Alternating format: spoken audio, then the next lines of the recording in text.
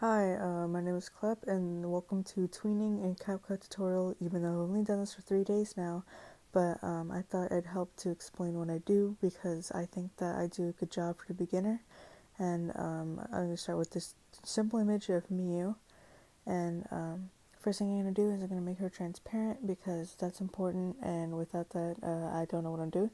Second, we take both arms, right? Take both arms. It doesn't matter if like the hair's in the way or whatever, because you can draw over that later. But what you want to get is like this general shape. It shouldn't matter. Right now I'm just using like a red mask to make sure of it. And lastly, you're gonna take the irises because you're gonna move the eyes. Same thing with the keep the shape thing. Don't worry about the color right now. You're gonna color over it later, but you just want to keep the general shape of it and like keep it the same. And I save them together or separately. It doesn't really matter. You're gonna separate them anyway. And then secondly, I take them to Ibis Paint, and in Ibis Paint, I just paint over, and I try to make it look like as close to the original style as possible, because if it doesn't, then it's quite noticeable that it's not.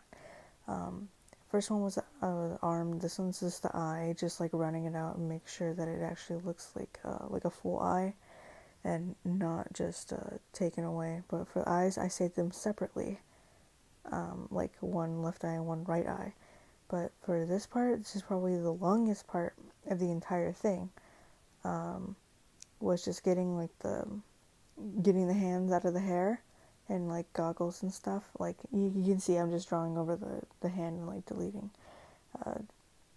And you can see like the place where I deleted, I actually extended the arm a little bit, because that's what's going to be showing when the arm moves. Like there's got to be a little bit of room, or else it's going to be like a blank. Now, for this part, I'm going to take a layer of pink underneath it, and I'm going to layer it underneath it because it's transparent, it won't show up. And I'm going to erase the white part of the eye, and that's so I can allow that to actually show the layer underneath, because it's just going to be the head. But yeah, this one's right now.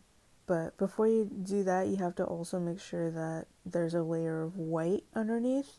There's two. There's two separate ones. I'll show you after like the break for this one. But basically, one is white, one is transparent, and the transparent one goes on top. So as you can see right here, the one on the left is the one that goes on top, the one on the right goes on the bottom.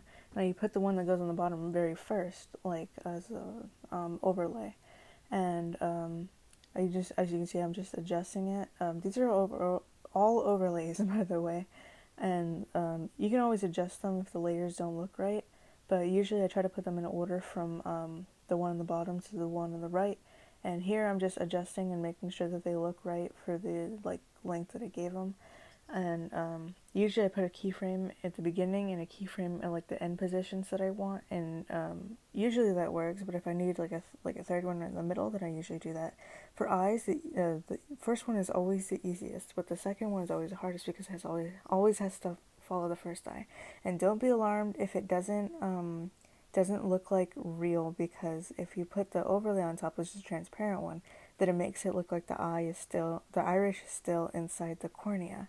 And when you line it up perfectly, then it looks like right. It looks like the iris is still in the eyeball, and that's what makes it look natural. And I think that's it.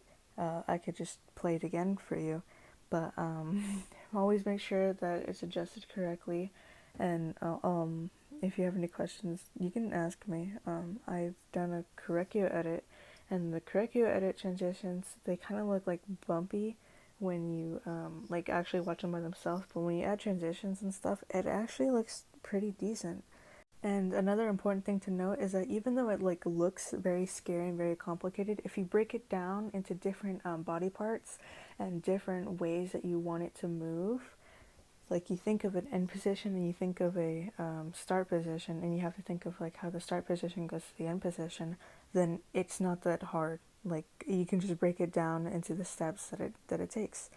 And hopefully like breaking it down to puppets helps, and if not, I'm sorry, but if yes, then yay, thank you, I did my job.